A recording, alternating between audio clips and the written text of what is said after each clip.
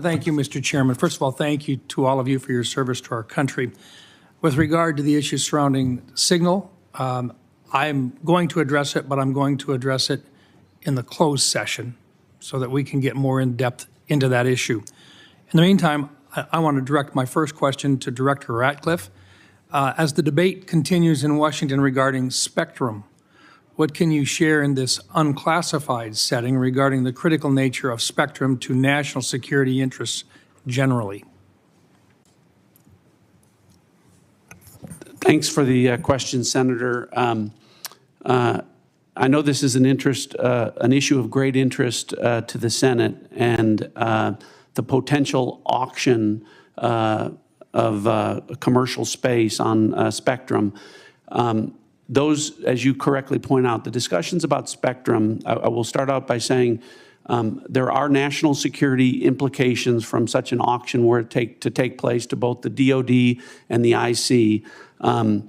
I think the discussions that we need to have in a classified setting, I can relate to you that the direction from early meetings that we've had is that the discussion about where that might take place would not affect specifically CIA or IC equities, and I hope that's the case and where the discussion goes. But I think we need to be concerned that a public auction at bands at certain levels would have an impact on our ability to deliver an accurate intelligence picture.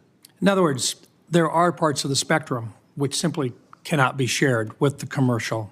That's correct. All right.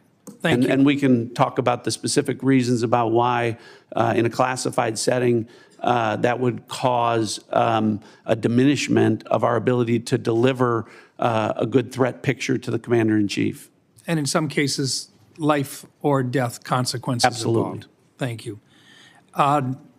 Director Patel, first of all, I just want to thank you for what you are doing. And I know that there's a number of items that in your previous life you did that simply can't be discussed, but nonetheless, we've appreciated what you have done for your country already.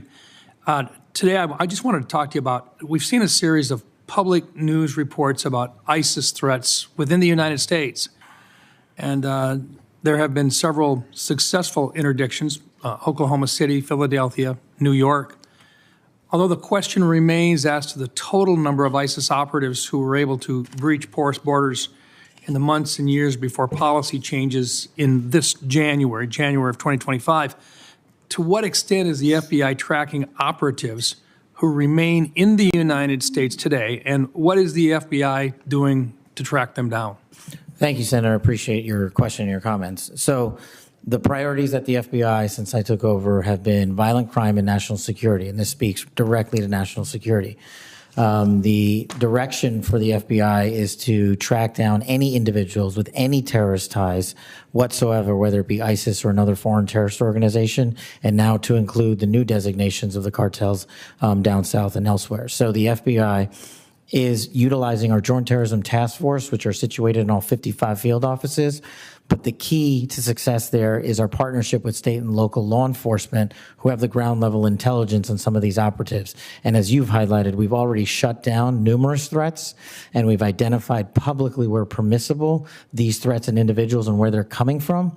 And I think the FBI is doing a very good job right now in collecting this information through our interagency process. And we will continue to thwart every bad actor affiliated with a terrorist organization or otherwise. Thank you. And Director Hawk, first of all, look, you've talked a little bit already about Salt Typhoon, but what I want to really get into is the things that are moving right now that you haven't had a chance to address, and in particular, CyberCom 2.0 and the need to accelerate that particular plan moving forward. Can you talk just briefly? I've got 40 seconds left. Talk to us a little bit about how critical 2.0 is in terms of countering the cyber activity that's going on through nefarious actors. Senator, what we were asked to do by Congress was to look at what's the force generation model for the Department of Defense to be able to generate cyber forces. Based off of that request, I produced a recommendation for the Secretary that outlined 3 critical things, which is really how we manage the talent, how we develop the talent in the department, and also how we equip that talent underpinned by compute and AI. We've brought that plan initially back to Secretary Hegseth. He told us to go faster. We've delivered him that plan. And now, based off of his guidance, we will now begin to move forward with the rest of the department. Thank you. Thank you, Mr. Chairman. Senator Bennett. Thank you, Mr.